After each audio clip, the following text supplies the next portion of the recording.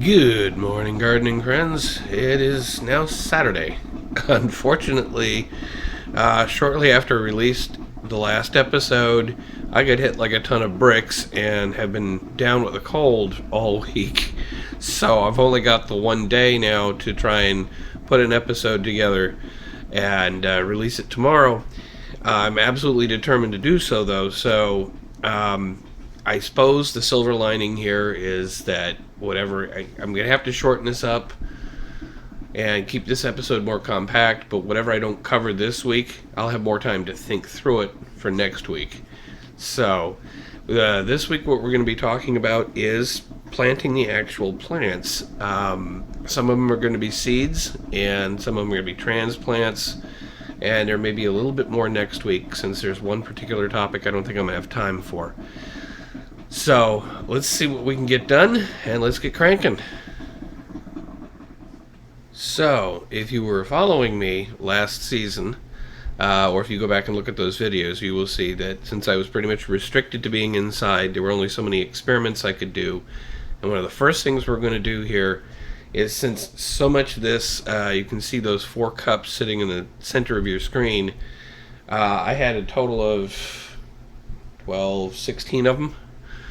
And what I was trying to do is figure out what are the best conditions to try and take a seed from a tree and actually grow another tree. It looks to me like none of it got anywhere. That's why there were really no updates, because there was nothing to show. So what I'm going to do here is I'm going to carefully pick at the soil and see if those seeds ever grew anything. If they were perhaps right under the soil, they started developing a root system, but then somehow they died off before they could put a shoot up out the top. So I'm going to pick through those and see if anything survived. If it did, I'll go ahead and transplant it and see if it'll go any further. Otherwise, I'm going to recover the soil so I can use it for stuff I'll be putting outside. And that's pretty much why we're starting inside this episode, is because I've got a lot of planting and transplanting and that kind of stuff to do, and I can do it up over the kitchen sink, which makes a bit of a mess, but I don't have an outdoor area to put plants together. So that's really, we're going to start with recovering what soil we can, figuring out what experiments last year worked. Anything that did work, we'll try and save. Otherwise, I'm just going to clear off the kitchen counter, and I'm probably going to end up doing more experiments inside while I'm outside, but this is the idea. So I'm going to go ahead and get started with these 4, and then I'm going to go through the remaining 12, and I'll let you know what I find, if anything, as I go. Okay, so this took a little bit longer than I thought it would. I don't know what I was thinking. 12 individual cups filled with dirt and trying to pull it out and extract any seeds. It takes a little time. So, what you can see in the picture here, towards the bottom in the center, you can see the seeds that I managed to extract. I didn't see any green in any of it, or really any white.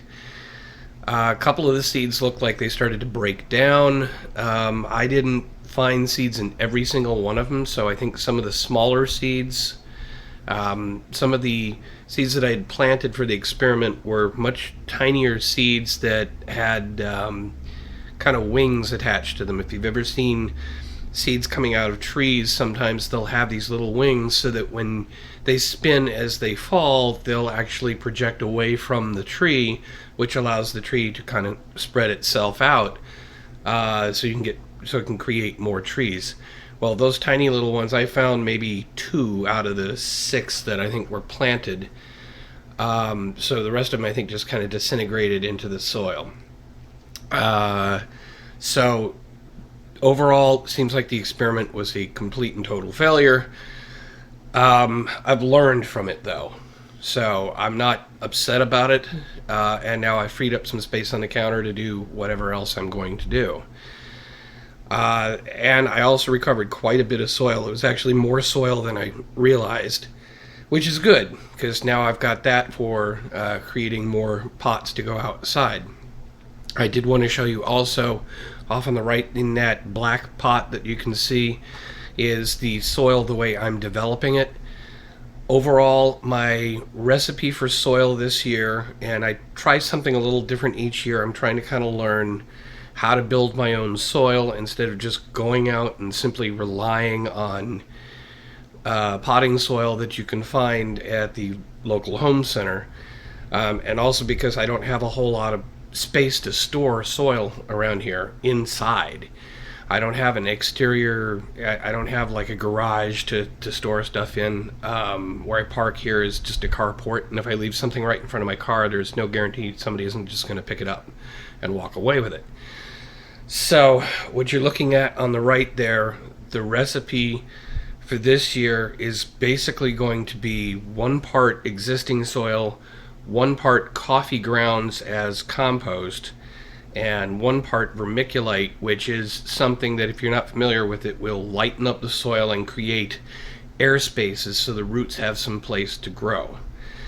What you see in the green capped bucket or container to the right, that is the coffee grounds. What I've been doing with the coffee grounds, every morning I make coffee, I pull the filter out of the coffee maker and I set it aside for 3 or 4 days, let it dry out, and put it in a container, actually like the white pot on the left, and I'll let that sit until it fills up, and then I'll dump it into the green capped container on the right. So I'm giving it some time to really dry out, but then when I'm done and when I've got that container full, I'll put the cap on it, so what very little moisture is in there will actually cause it to break down a bit. So the overall process ends up taking probably a month, month and a half to kind of generate some coffee grounds that are somewhat broken down. Just pure coffee grounds, the water has a tendency to just kind of slide off of it. So it takes longer, I think, to break down if it sits in the soil, which I'm trying to keep moist to get the seeds to grow. So this is pretty much my setup. I've pulled out the soil. I've got a couple more things I want to show you, and then I'll get to actually planting. Okay, so this is another one of the experiments that I had going on, which was to try and grow avocado plants. Technically, I guess they're avocado trees, from the actual pits of avocados. And I had seen where other people had done this, and in a very similar fashion, sticking some toothpicks into the pit and putting it into a container and keeping it full of water. Well, I didn't get any progress out of this, but I do remember that one of the videos I watched, the guy had actually removed the skin from the avocados. So I tried it this way. These have been sitting there for a couple of months, and there's no growth here. So in a way, yeah, it's a failure, but we learn from our failures. So don't think that I'm just telling you about all my failures and I'm depressed or something like that. I learned from my failures, and so this didn't work. I'm going to clear these out, but what I'm going to do as far as the kitchen counter stuff is I'm going to actually peel the skin. In fact, I have off of a couple of these, and I'm going to try it skinned versus non-skinned, and I'm going to try it with the toothpicks in here like they are here, so they're only half submerged into the water versus fully submerged. So I'm going to try it with the skin and without. And in fact, I've had that kind of running already, just sitting in a plastic cup. And I'm going to go ahead and put those on the counter, and we'll see how that proceeds this season. Now, very quickly before I get back to the avocados, I just wanted to show you I had one more thing going on the kitchen countertop, which was I grow sprouts as a regular thing, and I just kind of figured I'd throw some of the seeds into some soil and see how it looked. It doesn't really amount to much, so I'm going to go ahead and clear the sprouts out of here and recover this soil so I can put that stuff outside. So mostly what's going to be on my kitchen countertop is just going to be in water, not using soil. And all the soil is going to go to the outside garden so that I have enough to create a lot of pots out there. So I just wanted to show you this real quick, and now I'll get back to the avocados. Okay, so here's the easiest situation for planting because it doesn't involve any soil.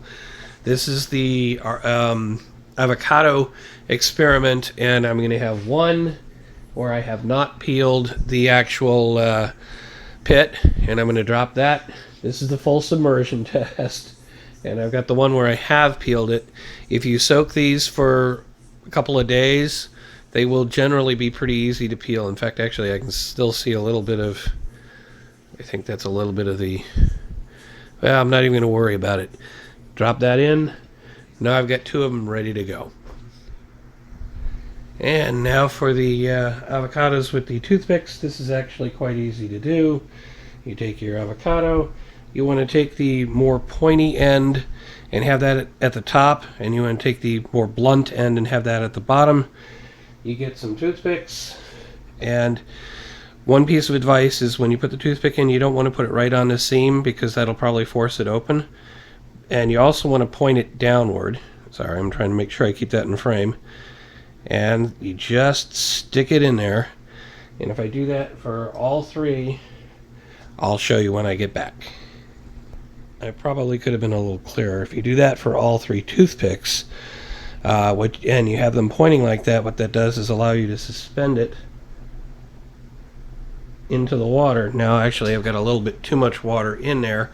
The idea is you want to have it so it's partially submerged in water but partially out of the water.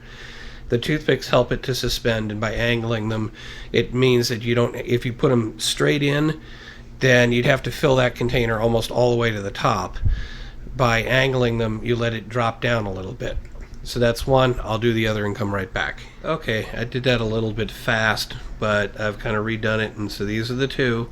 And the point of this part of the experiment here is to try the ones with the toothpicks, either peeled or not peeled. So we'll see how that goes. Now what really remains is to pot things. I've already taken care of transplanting the Snapdragon, and that's going to go outside, and you can see I've got some pots to the left of that, and it's a matter of filling them up and dropping some seeds in, and we'll see how much of this we can get done.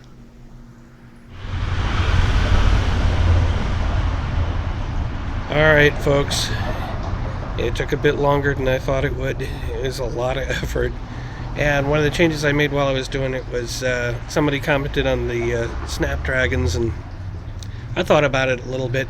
So the two brown pots that you see now have Snapdragon seeds in them, and we'll see if I can get them to grow. But it's pretty much done as far as I can take it this week. I got to sit down, collect all this video together, edit it down, and add the titles and what have you. Typical YouTube video, at least if you're trying to be professional. So I'm exhausted. I'm going to take a break, but this is the Budget Gardener signing off and saying, may your thumb be green.